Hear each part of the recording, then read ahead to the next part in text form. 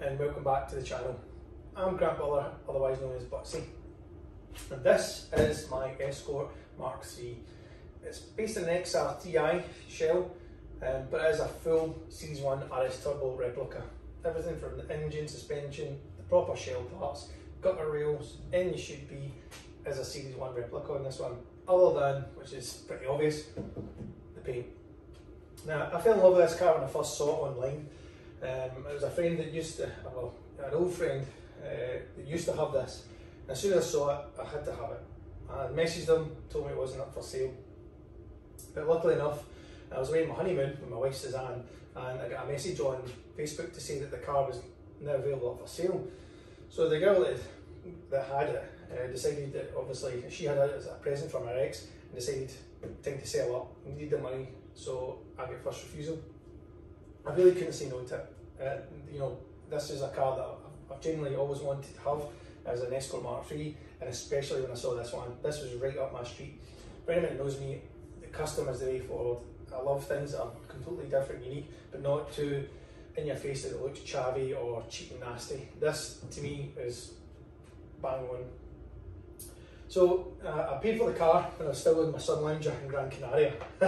So the funny thing about it was, I'd paid my friend to go down and pick this car up from Essex, and he went down to Essex, picked it up, and the car was actually back in Kilmarnock where I stayed before I was on my holiday. I think it was back home for about a week, and then I came back on my holidays, and it was the first thing I came to pick up.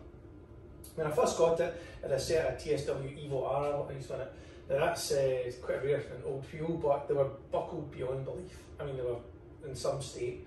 I could have refurbed them, but I didn't really like the design of them. I really wanted the rondelles on them. So my friend Stephen had these for sale, and I couldn't say no to them. So sold off the Evo alloys and put these ones on it. I think if anyone's watching, I think this really is this suit the car to a T. The rondelles, they're such a classy alloy even for today. And the fact that the Escort Cosworth's using them on the bigger 18 rather than the 17s shows you just how how good a wheel they actually are. Like I said, we're running the RS Turbo engine in this one as well. At the moment, the turbo in this one is completely shot. I think there's the shaft's completely broken in the turbo, but the engine is spot on. It's a fully forged engine in this now, with the high lift cams, with high lift cam on it. The biggest problem is it's still the MFI setup on it, so it really is bad to start in the mornings. That cold way, as soon as you try and start it, it wants to claw over and claw over, runs, you're limited, and then it just wants to cut out. So you've got to keep your foot in the accelerator just for that wee bit longer, just to get some heat into the engine, and then it goes. It's something I should probably sort as well as the turbo, but my plans for this one is to actually put a Focus 225, ST225 engine in this, the 2.5 5-cylinder engine that the Focus STs use. I just love, I know a lot about those engines, and I think the sound of them is just immense. I think if you heard, the 5-pot coming in, and this turned round, if this was here, I think it'd be pretty cool. Plus, it makes the car more reliable as well, because they're really solid engines. I've got a donor car already for that. I bought it in the understanding that that was purely going to be a donor car to rip to bits to fit everything this, so that I had keyless entry, so that we had everything that we needed to run the car, right, for the gem modules and back, and anything we didn't need we could just throw away at our leisure to suit. It meant that I could basically make that Focus into the Escort shell, and obviously knowing that I need to put a lot of custom stuff into it down the line.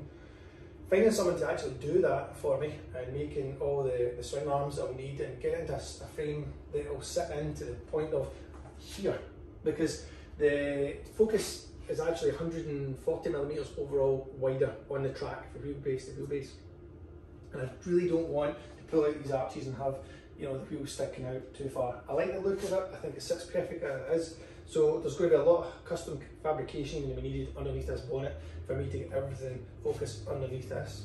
So I'm sure I'll get to it eventually. I'm going to do a few different avenues in it. I have been told that it'd be easier to make it rear wheel drive, and although that would be fun, I don't want it to be rear wheel drive. I still want it to be front. If everybody's doing rear wheel, I want front wheel. It's just like anything else. I remember years ago I saw a Fiesta back when I had an RS 1800, and it was an RS Turbo, and AV had built it and put a Cosworth engine in it. And the good thing about that one was they made it transverse. It was completely sideways to where it's usually fitted, and it ran front wheel drive. And as soon as I saw that, I thought, right, well, any engine can really be turned that kind of way. The Focus engine already sits like that as well, so I prefer to keep it there. That way everything's up front and I can deal with everything inside to go for it. So that's the plan down the line for this one. Whether or not will happen, I don't know. I really hope it does, and I hope someone can, you know, come up with a plan that will get it exactly the way I want it. Because although I love my cars, I'm a joiner to trade. That is my trade. I can tinker about in service and maintain, I can do my electrics and stuff like that to a point, but when it comes to metal and fabrication and the engineering side of things, you know, I'm afraid I'm not the built not bought guys. I will buy someone to actually do the work. So that'll be the next stage for this one. Ran an MOT about two weeks ago there though, but I'm hoping to get the MOT back on it in the next week or two, just when I get time to actually get in and get it done.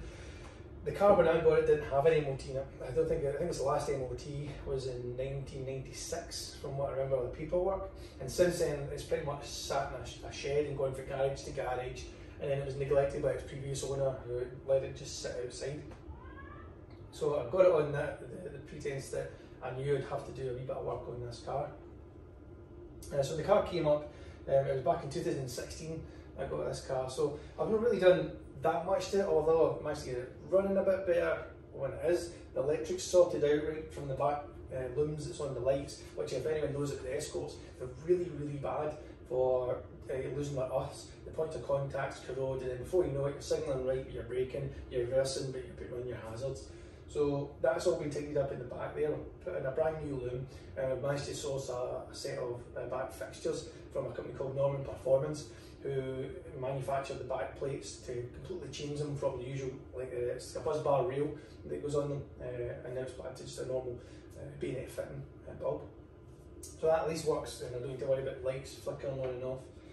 The interior when I got it was kind of, how can I say, out there. It had blue and white leather interior in it, front and back. A set of blue harnesses on it bolted to the floor. It had a crossover that was cut out in the middle of the dashboard, and it just really looked terrible. I mean, this green car and all the interior was blue and white, just the colour coding wasn't the best.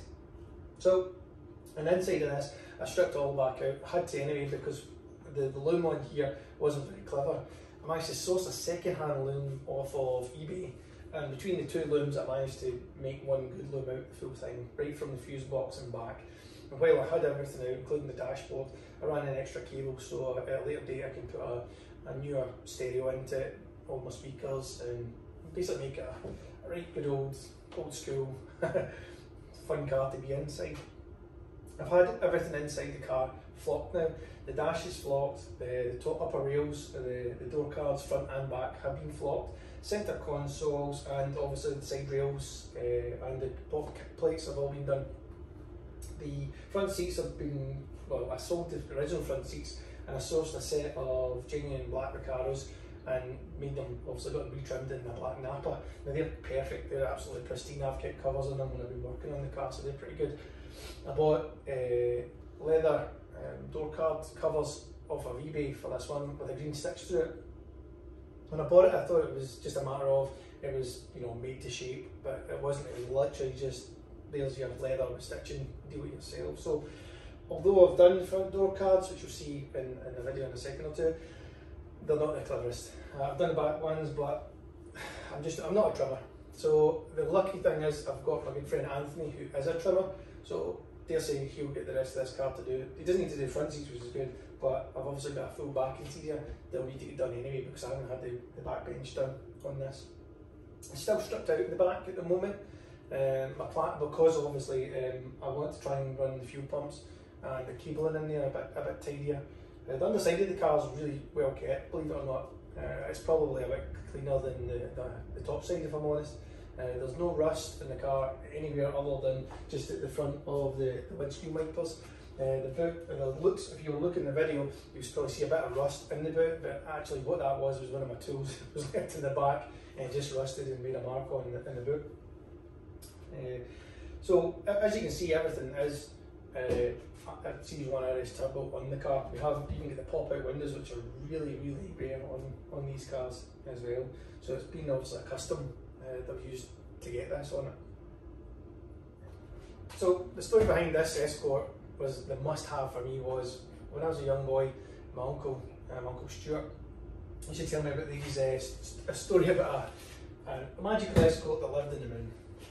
And it may sound silly, but I think to car guys and girls out there, there's always one reason why you like a car. It's maybe been a story that your dad's told you, it's maybe been a memory where you've gone on a holiday and you've been in that car, and that's why you like those cars. But for me, the Mark III Escort was the car that stayed in the moon. So I had to have one in my collection. Everything to me is sentimental. Most of my cars that I own, I've always got one reason why I've got them. They might not be fancy cars to everybody else, but to me, there's something special, and this one especially was. And as soon as I saw it up for sale, I had to have it. The bodywork isn't too bad. It's straight as it can be. There's no body damage on it, but what we do have is obviously paint chips. We have blemishes where the doors have been de-locked badly. We've got the kit that has obviously been moved at some point and just broken away a bit of the paint. So this car will have a full paint job, 100%. It'll go right down to the bare metal again, and everything will be back to peppermint green. And everybody will probably slag me for it, but you've got to remember, this car isn't a genuine Series 1 RS Turbo, it is an XR3i. And although the XR3is are coming back up money, this is also my car. So if I want it to be peppermint green, if I wanted to paint it luminous pink, it's going to be the colour I want. And I think a lot of people need to start doing that more with their cars, rather than fishing for the likes just because someone else has done something the same. I think it's important that you make your car your own. You've got to turn around and walk away from that car and want to look back at it because you still like it, and even if it's after a week or two or months and years. I think if you don't look back in your car, you bought the wrong car or you've done the wrong mods in it. To me, I'm not an over the top on doing the big huge modifications that make it look like something's driven through Halfords. This will be still plain and simple. It will look exactly the same as this. The only difference is we will have a stunning paint job on this. The interior will be fully leathered. We'll have a big sound system in the back because let's face it, who doesn't put that in an Escort? The engine is the only one I'm still juggling on. I really hope to get the Focus engine in that. The donor car is obviously sitting there.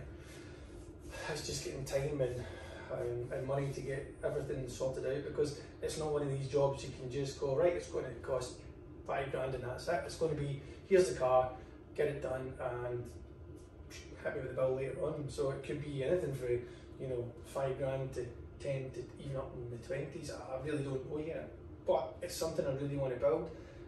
Although it's not going to be me as building it, I still consider it a build for me because I'm working my ass off to get something that I really want. And there's a lot of people who do the built not bought, and you haven't put your hands on it, you didn't put the space frames and stuff in it, then of course not. I don't go into people's houses and go, you bought your house, you didn't build it. And there's people like me going in and doing a lot of conversions, garages, conversions, kitchens, bathrooms. So it's the same principle with the cars. I think if you work hard enough and you pay to get the car done, for me that's built and bought. It's the simple facts. Now, I've done some maintenance to this car since I've had it. Obviously, to get through this MOT, it didn't really need much. The electrics was a big thing for tidying up because it really didn't run right. The electrics were all over the place, especially the typical back clusters, but they are all fixed now. I've had everything changed to LED lights just to bring it back up, but it's one of these cars that I hope is going to be pretty cool when it's all done. I'm going to start doing more and more to this car as the weeks and whatnot progress. I really want to get the ball rolling on that engine though. And if I can pull the trigger on that and I can get it done, then this car will get built pretty quickly for that, because I have got everything else. I have got the interior, I have got the sound system ready to do it. I will build the sound system myself, I will wire it myself, I will fit all the interior back in myself, but it's that engine. Once that engine is in there and I've got a definite date, and then this car will come along nicely and we'll try and get to some shows. I don't think it's going to be this year, going by everything that's going on, but stranger things have happened, and this is a strange year to go along with last year. But I'm going to do some more videos of the interior of this one. This isn't as like my Escort Cosworth, so don't be expecting to see a big wow in the interior. This is a full-scale project. It hasn't been finished or even started. It's been literally ripped out to get as a basic a starting point to see exactly what the car needs, and I've made a list of everything that I need to get on top of that. So I hope you enjoy this video. It's not going to be a long one again, but I'll try and give you as much pictures and videos of around this car as I can, and then we'll keep the progress reports probably more on this one than anything else. We can, once it's MOT, we'll take it a drive and we'll get some pretty pictures of it in the open, because in my time in the car, it's literally only ever going to the MOT testing station, which is my friends at ARC Performance, and back, and that's it. It literally has done no miles since I've got it. So I really want to put some more miles on it because it's still cool to be in, but we need to get it reliable first. So anyway, enough of me waffling on. I'm going to do some video of running at the car, and I hope you'll join me again in another video soon.